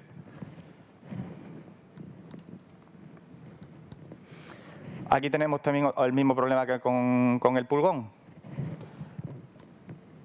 El acneatin y el mitercropirifo no lo consideramos compatible y solo tenemos el espinto para luchar contra el trim. Pero vamos, que lo mismo que os comentaban también para el pulgón, para producción integrada es exactamente igual, porque el acneatin y el mitercropirifo, que el acneatin no lo quieren los mercados. Entonces, y luego produce irritación en los aplicadores y no se utiliza, vamos, en la práctica. Y el metilclopirifo tiene un plazo de seguridad de 5 días, no lo puedes aplicar tampoco, cuando estás en recolección. Bueno, las consideraciones ya las he hecho, además ya voy mal de tiempo. Lo único que el uso también de plantas refugio ayuda a la instalación más temprana del Orius. El Orius pasa el invierno como adulto, refugiado. Y bueno, las habas, el maestranzo, la frambuesa está yendo muy bien, se nota las parcelas que tienen frambuesa al lado, que tienen más población de Orius. Y con respecto a las orugas, que ya es la última plaga de la fresa, pues bueno, deciros que es la segunda plaga que recibe más tratamientos, pero que no tenemos ninguna estrategia de control biológico. Pero como, digamos, esto es un plan integrado, hay que tenerlo en cuenta. Y bueno, hay que tener en cuenta sobre todo el tema de productos, ¿no? Que no podemos utilizar clorpirifo, metilclorpirifo, landa o deltametrin, sobre todo ya cuando nos hemos metido en el cultivo, en fechas de febrero, marzo, abril. Y normalmente, bueno, los tratamientos están centralizados a principio de campaña, que es cuando tenemos los plantones pequeños y los daños son más graves en el cultivo. Luego vemos que se pueden tolerar más esos daños, ¿no? Tenemos productos, por suerte, la azadiractina y el espinosad, teniendo cuidado con el tema de los Orius, la mamectina aplicándola una semana antes de soltar los organismos de control biológico, el bacillus lo podemos utilizar bien, el indosacar con cuidado con el Aphidius colemani, Y bueno, lo único que hemos trabajado sobre todo es en el tema de identificar las especies, que había más especies de lo que teníamos citado en principio. Aparte de Lioti y Spodoptera, como veis, hay un crisol de otras especies, sobre todo quizá en abundancia las plusias. Y bueno, que tengan en cuenta, tener en cuenta que varía mucho dependiendo de la zona la incidencia de las distintas especies. Fijaros sobre todo en la variación de Spodoptera litoralis en la zona de Lepe y Gebra-León comparada con Moguer, que aquí es Heliotis la más abundante, y Spodoptera litoralis, fijaros, es un 10%, mientras que aquí es la predominante, y que también puede variar mucho según la campaña. Aquí tenéis Heliotis y Heliotis, pero fijaros aquí las plusias un 21%, aquí un 9%, aquí hay litoralis, aquí no hay litoralis. Y luego que hemos valorado también daños, las distintas especies causan distintos daños y entonces pues nos planteamos temas como el de las plusias, en el que solo afectan a los órganos vegetativos y bueno, a principio de campaña por supuesto habría que tratarla con los plantones, pero luego ya una vez que la planta ha adquirido un suficiente porte vegetativo, nos planteamos pues el tema de no tener que tratar o no contabilizar las plusias, ya que nos puede servir incluso de huésped de los distintos depredadores o auxiliares que haya, ¿no? Por último, y haciendo referencia a la primera ponencia, os pongo la curva de Drosophila Suzuki. Nosotros no tenemos ninguna incidencia en fresa. La curva de fresa es la azul. Fijaros que que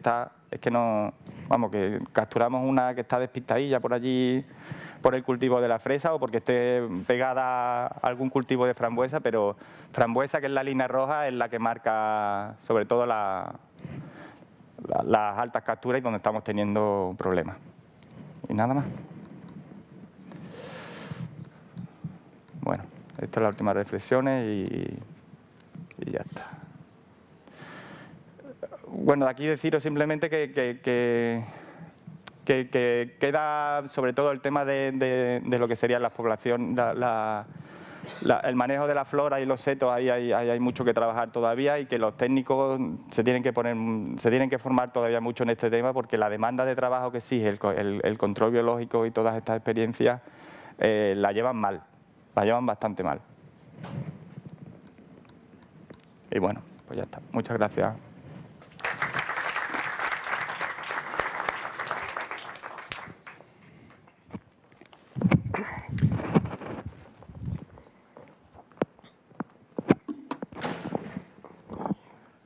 Bueno, buenos días. Gracias por la invitación a participar en esta jornada.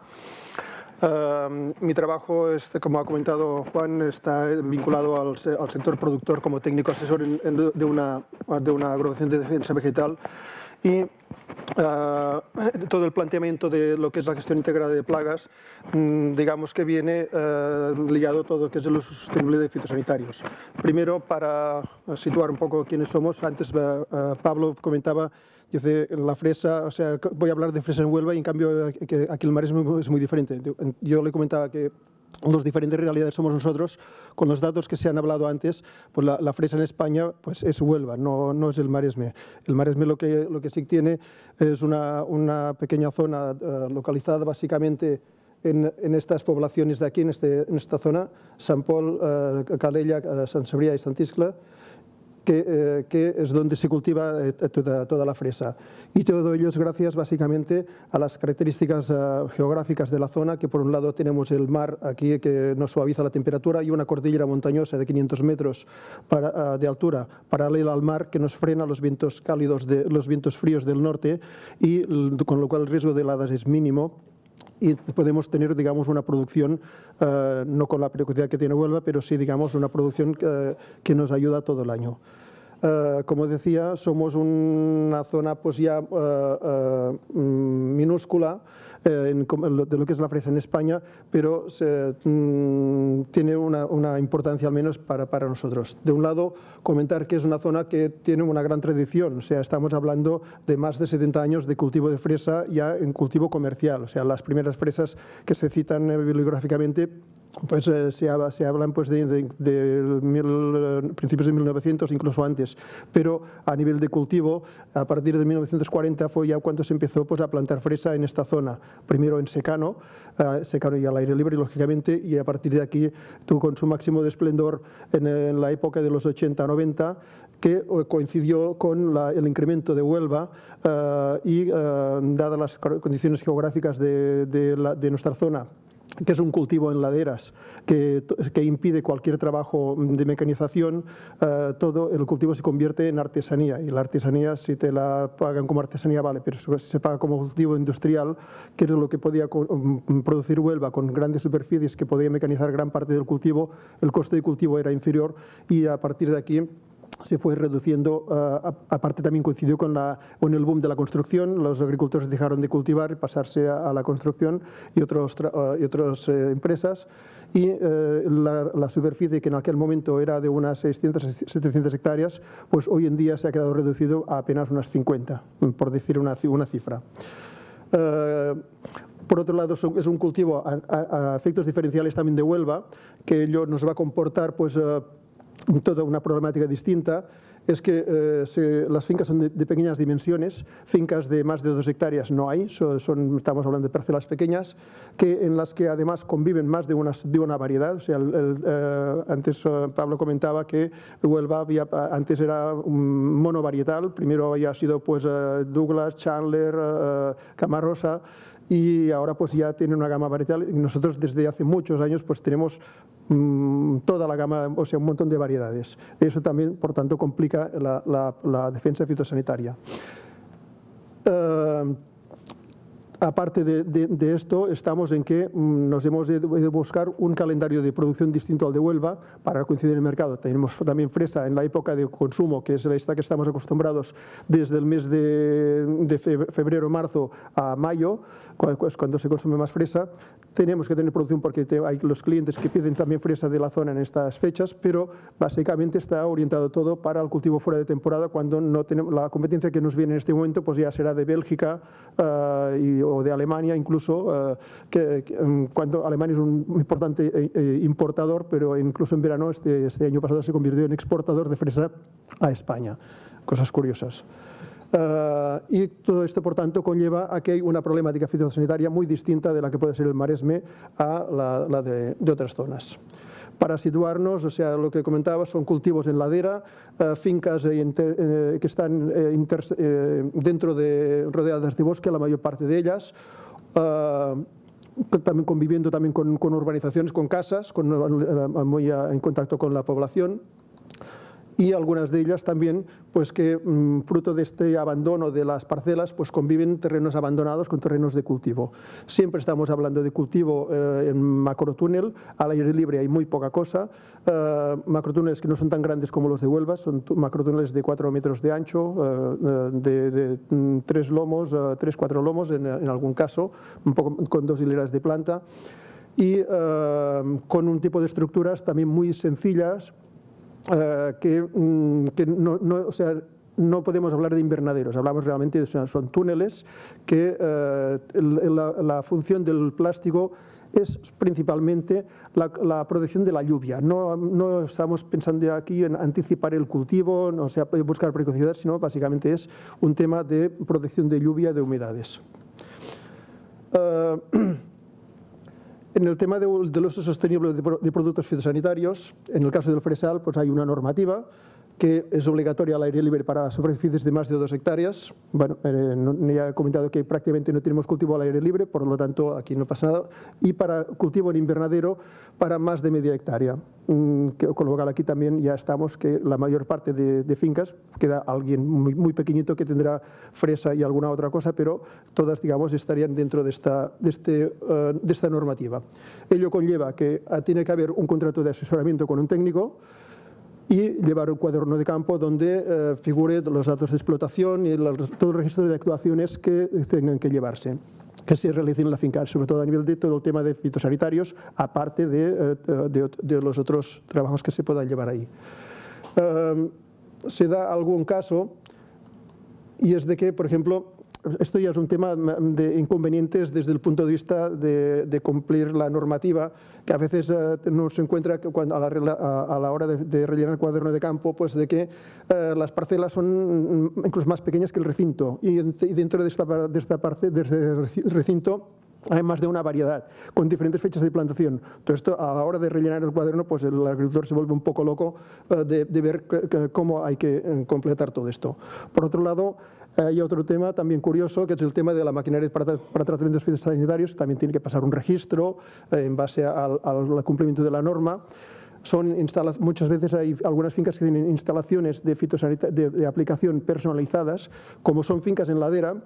Algunas de ellas pues, son un depósito con un grupo motobomba que da una presión impresionante para llevar el agua pues, a 20 metros de altura.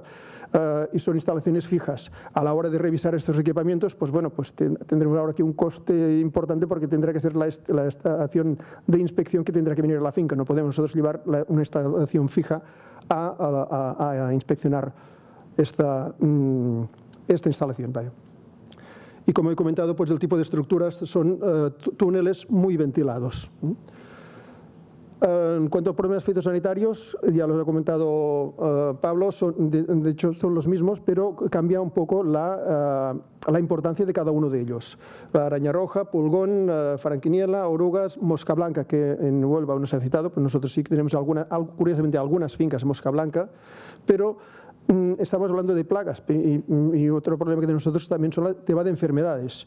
Y en ese caso, en tema de enfermedades, pues un problema grave que teníamos, que afortunadamente lo llegamos a solucionar, que era el Coleotrichum acutatum, la mancha negra, era básicamente de una variedad que se llama variedad pájaro, y luego un tema muy preocupante de oidio, cada vez más, y últimamente pues, el tema de la macrofomina.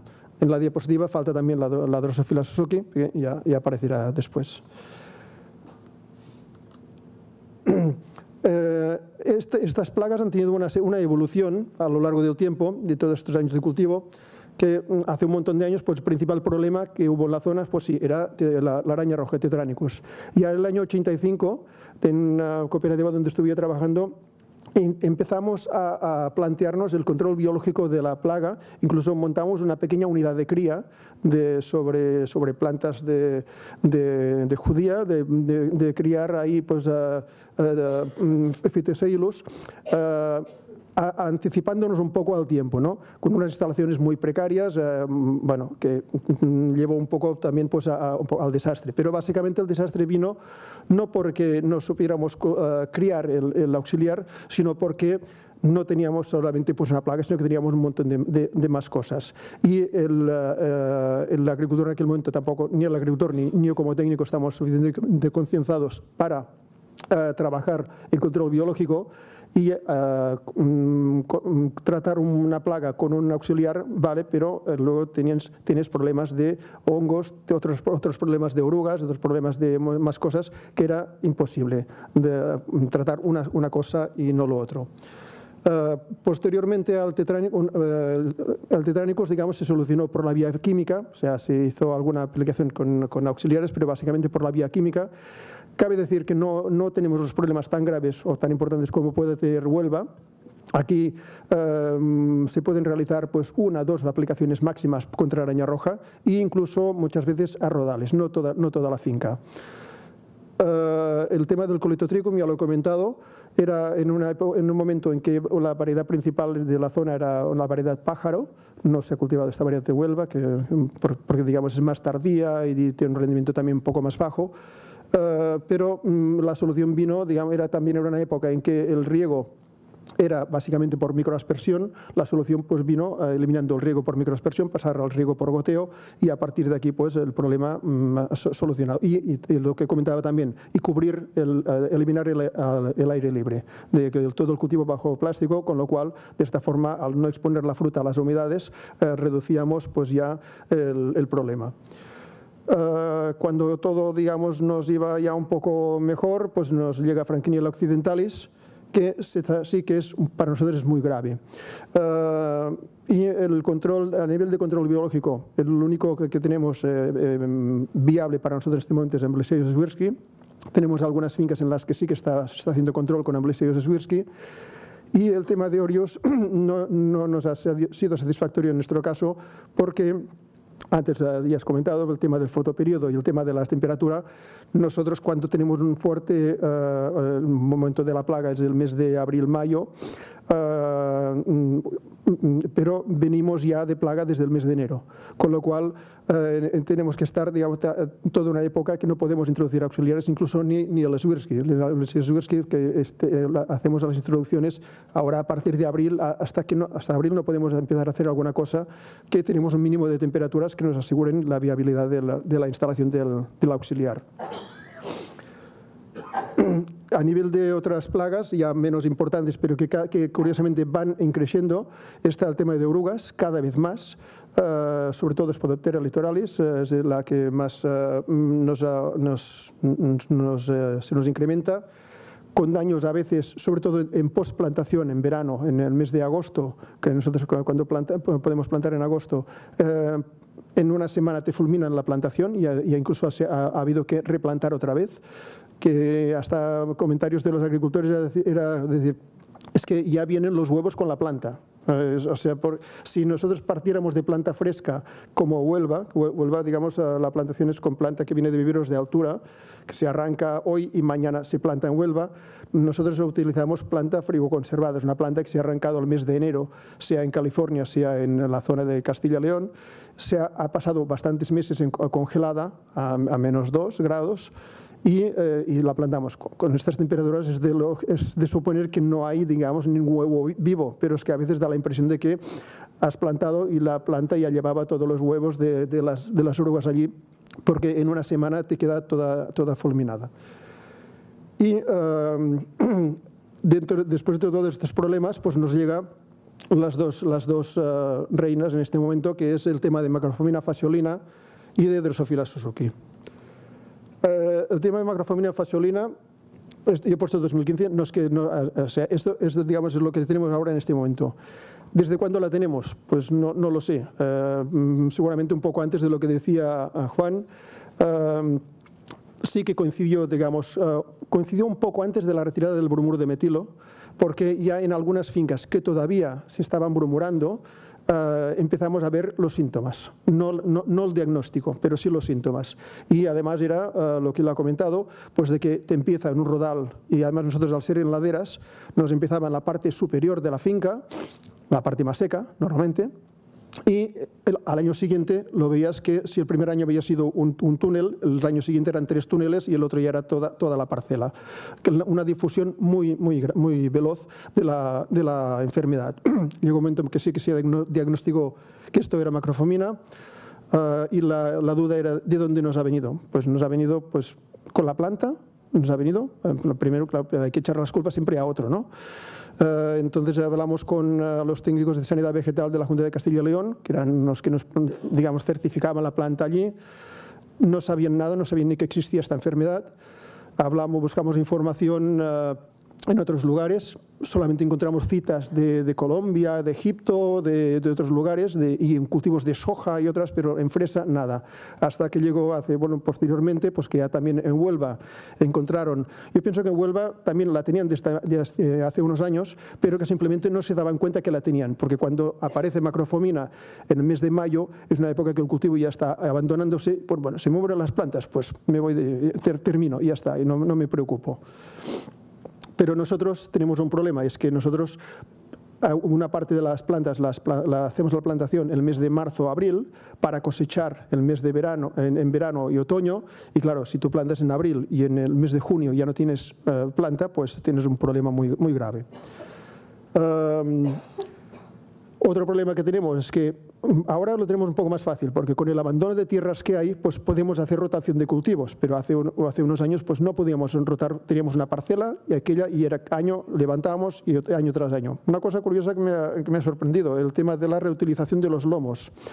Esto también, hay cosas que son curiosas porque aquí, digamos, suceden antes y luego como si se exportaran, ¿no? Fruto de la crisis del cultivo, pues aquí también, hay dos cosas. Por un lado, el tema de la dificultad de trabajar el cultivo en estas laderas, que para arar el terreno pues tiene que ser con un vehículo con cadenas, no puede ser un tractor, o sea, tiene que ser una oruga. Esto tiene un coste económico y un coste de erosión muy grave. Y aparte, digamos, últimamente un coste económico con lo que el cultivo, digamos, no lo paga, o hay que buscar minimizar gastos de cultivo. ¿Qué ocurrió? Pues que el agricultor, para ahorrar dinero y ahorrar todos estos temas, pues decidió que arrancar, incluso ni quitar el plástico a veces, y volver a desinfectar, en este caso con un metamsodio, y volver a plantar otra vez. Con lo cual el terreno no se trabaja, no se hace nada, y hay fincas que llevan pues como 5 años o 6 años sin haber removido el terreno para nada. Claro, esto a nivel de hongos pues es un problema también un poco grave, ¿no? Porque estamos, digamos, manteniendo un inóculo ahí dentro. En lo que comentaba del tema de las rotaciones, una cosa que nos ha decepcionado mucho es que ha sido eso, que al tener terreno libre, pues ha habido agricultores que han ido pues a buscar otras parcelas. Fincas que habían estado en reposo, abandonadas, no con otros cultivos, sino abandonadas, más de 5 años. Y, padapam, desastre total. O sea, el inóculo se mantiene allí, o nos viene con la planta, o no lo sé, pero en todo caso el inóculo existe allí y se nos mueren las plantas. Por otro lado, tenemos lo que han comentado, no hay fungicidas para este tema. Hemos hecho pruebas con biológicos, con el caso de tricoderma, con resultados malos. En algún caso parecía que funcionaba bien. Supongo que también ha podido ser por fallo de aplicación, no del producto. Pienso que en este sentido hay que incidir más, de profundizar más en el tema de tricoderma. Y sí que lo que sí que hemos hecho, aparte de que no estén autorizados, ha sido probar muchas materias activas, autorizadas o no autorizadas. Bueno, mejor dicho, todas no autorizadas, ¿no? Con el riesgo que yo podía oponer. Y ninguna de ellas funcionaba. Con la consiguiente decepción, tanto del agricultor pero también del técnico, porque ir a una finca cuando ves que se te están muriendo las plantas y decir, oye, pues lo lamento, no podemos hacer nada, pues es muy decepcionante desde el punto de vista de un asesor. Por otro lado, tenemos una serie de variedades sensibles. Juan comentaba que no habían visto diferencias. Nosotros sí que, por ejemplo, hemos visto diferencias, concretamente dentro de las variedades remontantes, estas de día neutro, hay una variedad que se llama Albión, que es mucho más sensible que otras variedades que tenemos remontantes que tenemos como San Andreas o Monterrey. Aquí, digamos, es la vía que están usando algunos productores de usar concretamente la variedad Monterrey porque es más tolerante. El problema que tiene es que la fresa de Monterrey pues no sabe a nada. En cambio, la fresa Albión es muy buena de comer. Y entonces, lo que tenemos por un lado, que estamos solucionando un tema fitosanitario, pero luego vamos a perder el mercado porque la gente no va a querer comprar fresas nuestras, ¿no? Porque no serán buenas. Como alternativa que hemos encontrado, pues hasta ahora, pues la única solución así como más viable pues ha sido el cultivo hidropónico. Y ya digo, y el tema de la solarización con tricoderma es una incógnita que pienso que hay que continuar trabajando en este sentido.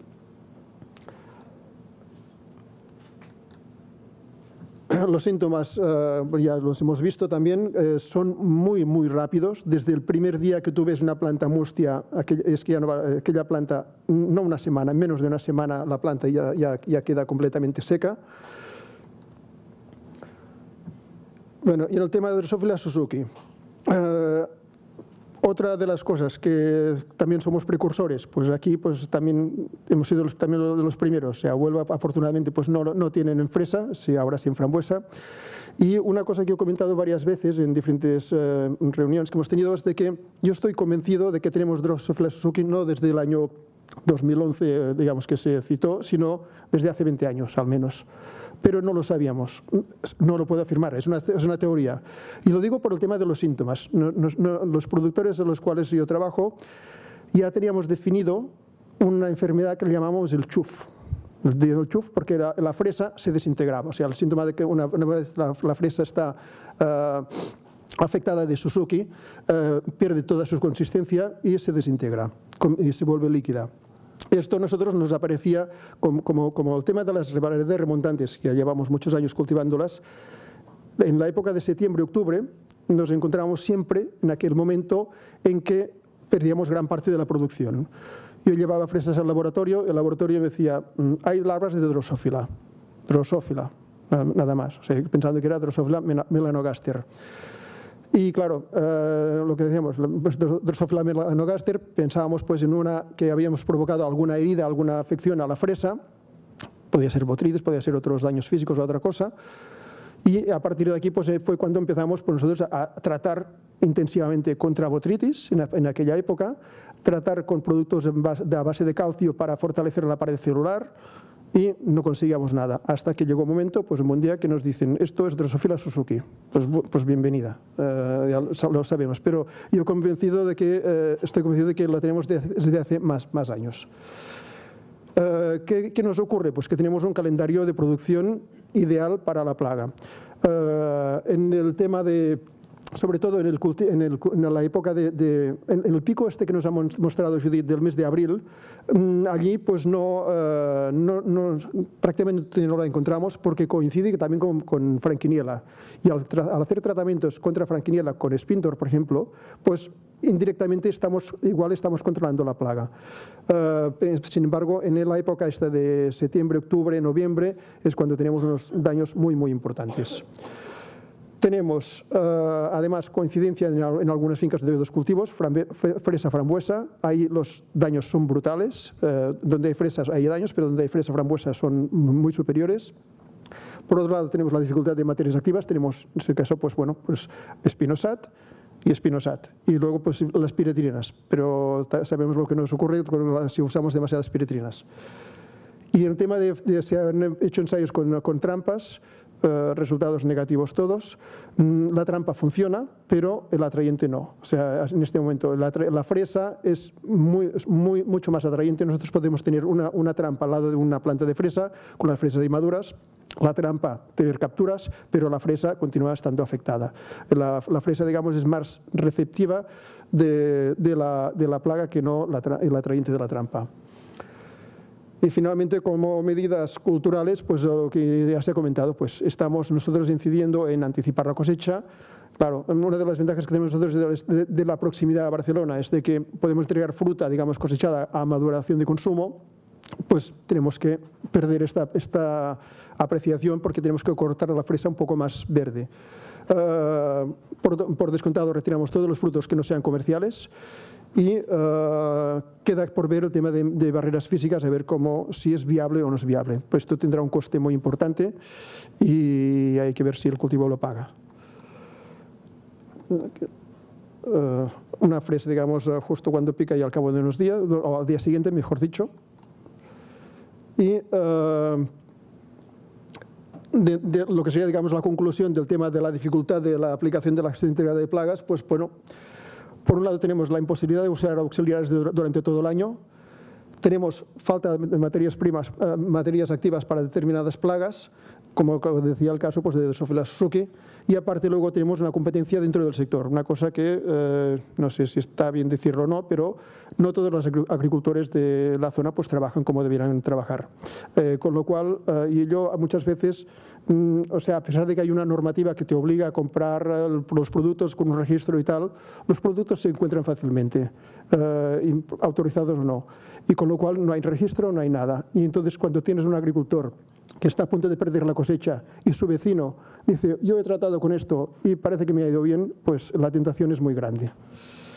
Y aquí lo dejo. Gracias.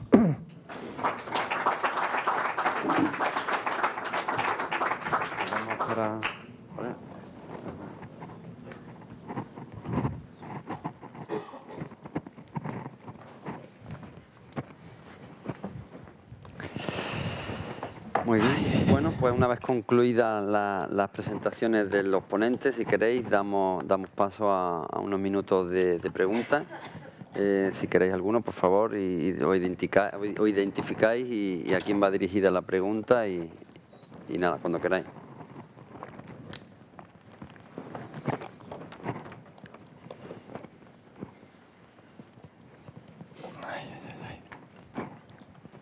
Buenos días, soy Josep Izquierdo y quería preguntar si tenéis alguna experiencia con uso de entomopatógenos en el cultivo de fresa, básicamente para control de trips, arañas, sí, para Manel, para Pablo, básicamente. No. Acabáis rápido, ¿no? Sí, no. Hace unos años hicimos unos ensayos contra Frankiniella, con entomopatógenos. El problema que teníamos básicamente era de las humedades ambientales que había. O sea, si bien la humedad ambiental en la hoja es muy interesante para el tema de Suzuki, a nivel de Franquiniella, o para los entomopatógenos, digamos, era un ambiente demasiado seco y los resultados que tuvimos eran no del todo satisfactorios. Sin embargo, y luego había otro tema que era de la dificultad de aplicación. Estamos usando unos nematodos que era para aplicación a través del riego, entonces tenía que quitarse todos los filtros, o sea, era una complejidad bastante grande para el productor de usar este producto. A nivel de aplicaciones foliares no hemos hecho nada. Y aprovechando, habéis comentado que uno de los grandes problemas es la disponibilidad de materias activas registradas en fresa. Eso es caldo de cultivo de utilización de productos no registrados o del paquete que llamamos fortificantes con usos alternativos. Eso, simplemente me confirmáis que es una práctica común en el cultivo de fresa para cubrir esta falta de productos registrados, o cómo lo veis. ¿Y cómo veis la nueva legislación que se ha conseguido puede afectar la gestión diaria que actualmente tenéis establecida? En mi caso, a ver, me sabe mal decirlo, pues que sí es cierto, pues que hay un uso fraudulento de productos que poco a poco habrá más barreras, ¿no? De entrada por el tema de la obligatoriedad de la gestión de los envases vacíos, hay una normativa, pero hoy por hoy, digamos, uno puede encontrar lo que quiera. O sea, hay empresas que venden Spinosat que viene etiquetado todo en francés, por ejemplo, porque llega más barato, o en portugués, en lugar de tenerlo etiquetado en español. Y esto es un producto autorizado, pero luego hay otros productos que no. Y luego todo el tema de los fitofortificantes, pues sí, están en un auge muy importante, que esto por el tema de buscar el residuo cero. Y aquí lo que no tenemos son ensayos suficientes de efectividad de estos productos. Mi respuesta es prácticamente la misma, vamos, en el sentido, no el tema de ilegales, porque ya hay, no sé, creo que está bastante controlado el tema a nivel de controles de residuos y demás, para ya la procedencia, si viene de China o Francia, eso ya no lo sé.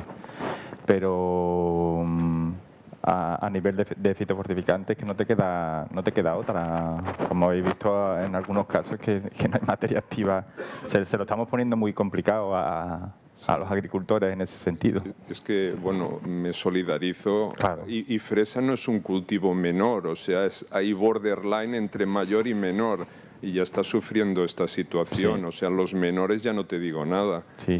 Ahora, no sé si sabéis que hay también una nueva normativa para registro a cultivos menores, que es como un pequeño rayo de luz para mejorar esta situación. Vamos a ver la aplicación. Estamos en contacto con algunas casas con ese tema y de hecho con Drosophila Suzuki en concreto, hablando de frambuesa y... Para esto sí, pero para fresa no cuela como menor. No, claro, es más complicado. Más complicado. Es lo que tú dices, que está ahí, entre el borde de que, esto es menor o no es menor, porque es menor aquí, pero a lo mejor en otro país no es menor. ¿Y ahora qué? ¿Es menor según la legislación europea o...? Cada país tiene su norma y hay una europea también al respecto. Pero no está la mejor situación. Los que son claramente menores sí que pueden ver un poco de luz. Pueden ver, vamos a ver lo que sale de ahí. Somos novatos ahora mismo en eso. Vamos a intentarlo. Han abierto ahí, como tú dices, una puerta y se va a intentar pedir. De hecho, estamos con cualquier casa ahora mismo que dice, oye, tengo algo, pues venga, sí, vamos. A nivel de empresas estamos también viendo las opciones y priorizando un poquito las acciones. Lo único que estamos también un poco con la incertidumbre de cómo se va a ejecutar, las velocidades, las interpretaciones de este tema, pero pues en teoría, yo estuve hablando ayer con una casa que lo está pidiendo ya y creo que es un mes lo que tardan en aceptarte la propuesta y luego tienen unos 140 días en darte una respuesta. O sea que dentro de lo que cabe es rápido. Y de entomopatógenos en frambuesa vamos a hacer ahora una experiencia frambuesa, porque en fresa no lo vemos viable por el tema de la humedad relativa, pero en frambuesa la humedad relativa en el cultivo es bastante más alta. Y entonces vamos a probar con el Metarricium conjunto con la Universidad de Córdoba, vamos a intentar hacer un proyecto a ver cómo va con la drosofila. Vale. ¿Alguna pregunta más? Sí. Luego allí.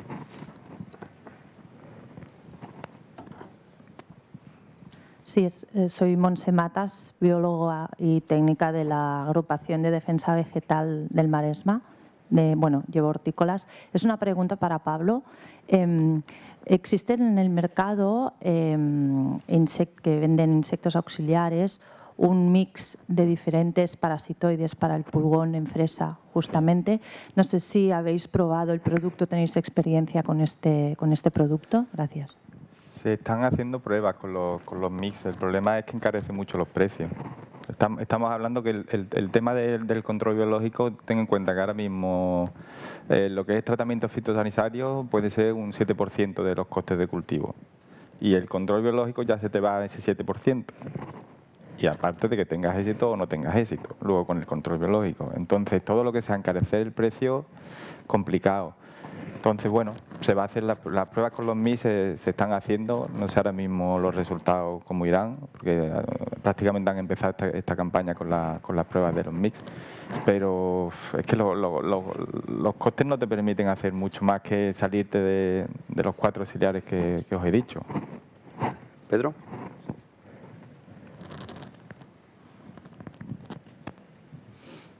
Bueno, soy Pedro del Estal, de la Escuela de Ingenieros Agrónomos de Madrid. Mi pregunta va para Manuel en relación a los distintos tipos de plagas que tenéis aquí. Has comentado que tienes moscas blancas. ¿Qué tipo de mosca blanca tenéis? Sí, voy a comentar. A ver, tenemos mosca blanca, pero es una proporción muy inferior, digamos, de lo que pueden ser las otras plagas. Es Trialeurodes, no es Vimisia. Y el problema también está en este sentido, que no tenemos, digamos, productos autorizados para mosca blanca, jabón potásico y nada más. Y con lo cual, pues bueno, pues recurrimos pues a productos. Sí, hay una cosa que no he comentado, y es de que antes aquí había una presión muy salvaje de tratamientos. O sea, cada sábado se trataba. Era el día no se cosechaba, pues el sábado se trataba. Esto, digamos, con el trabajo, digamos, pongo una medalla, digamos, de los técnicos pues, que estamos asesorando, hemos conseguido, digamos, que todo esto se vaya reduciendo. Y hemos enseñado a los agricultores muchas veces que el tener una plaga no significa que puedan perder la cosecha. O sea, hay mosca blanca y solamente en casos muy, muy puntuales te compensa o sea, el daño que te provoca la plaga es superior al coste del tratamiento.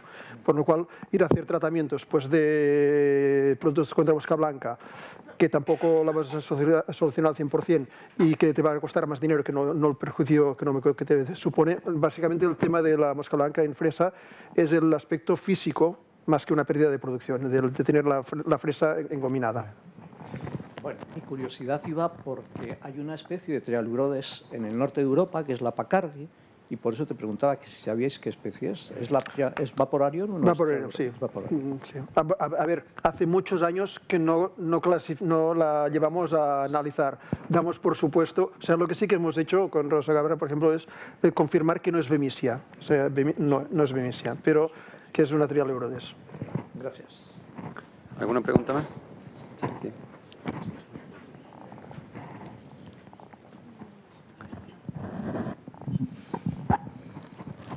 Aquí.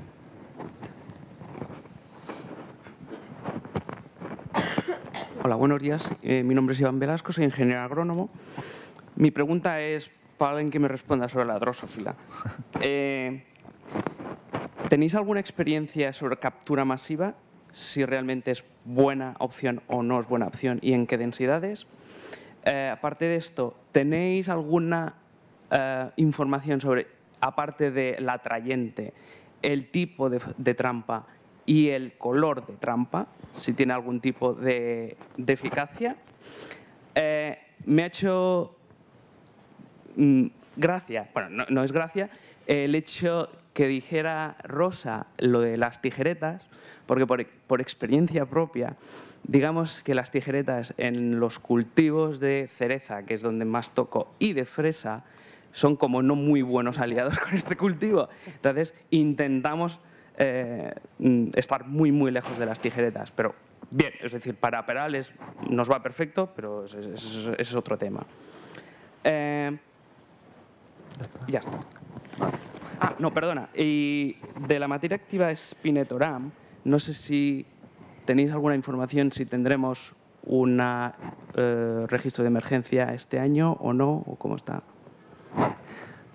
Respuestas breves, por favor, que no tenemos la hora del café ya encima. Las tijeretas. Las tijeretas sabemos que son casi proscritas, ¿no? Pero bueno, nosotros las hemos encontrado, entonces es lo que yo comentaba, pueden tener su potencial, por ejemplo en frambuesa podrían tener su utilidad.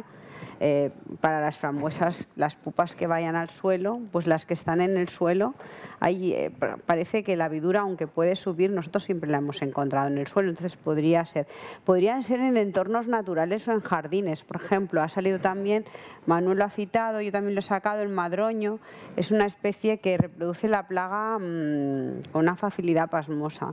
Entonces, nosotros tenemos muchísimos madroños en el entorno, cerca de nuestros cultivos de fresa, y como en los jardines. Entonces, lo que yo comentaba, igual en este momento no tenemos ninguna solución así ya puesta a punto, pero todos esos enemigos naturales que vamos viendo que tienen un cierto impacto, con una plaga que tiene que está en tantos cultivos, está en tantos entornos, y que, por ejemplo, se sabe que en el bosque hay una gran cantidad, porque cuando lo miran las trampas, pues las capturas son muy altas y tal, puede tener su impacto. En los cultivos en que no te interese porque te puede hacer el daño, pues no las vas a promocionar, pero igual pues en el bosque toda la fruta que se cae, o en otros cultivos sí que puede tener su interés.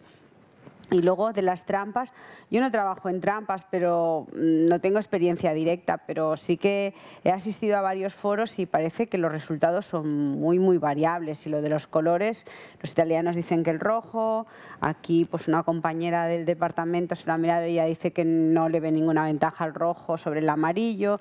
Parece que hay como bastante disparidad. Pablo ha hecho algo en frambuesa, ¿no? Nosotros hemos hecho algo tanto con trampas como con trampeo masivo, un poco lo que dice Judy, el tema de trampas, pues sí, hay algunas trampas que destacan, pero es que en estas cosas siempre hablar de cuál es la mejor, cuál es la peor, bueno, pues hay una serie de trampas que van bastante bien. Y bueno, yo creo que tiene más importancia en este caso el atrayente que la trampa. Y el atrayente, lo que está claro es que todavía no tenemos ningún atrayente, como decía Mané, que compita lo suficientemente bien con el cultivo. Y ahí es donde viene el grave problema, porque para monitorizar cualquier trampa y cualquier atrayente te va a servir. Te va a dar la tendencia de capturas y bueno, ahí vas a tener si sube o no sube la población.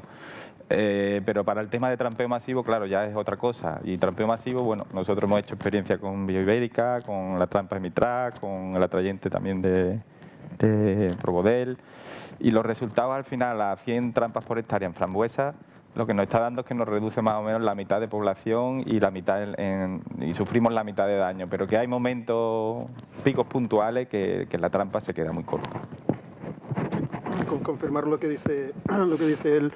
Nosotros en una finca hicimos un ensayo con una empresa con trampeo masivo, y mientras no había plaga o la presión de plaga era baja, la trampa funcionaba. Pero llegó el mes de septiembre, finales de septiembre, y no hubo, o sea, había muchas capturas, pero los daños eran del 80 o 90%. Vale. ¿Alguna preguntita más rápida? Si no, no. Vale, pues muchas gracias a los ponentes y muchas gracias a todos ustedes por su asistencia.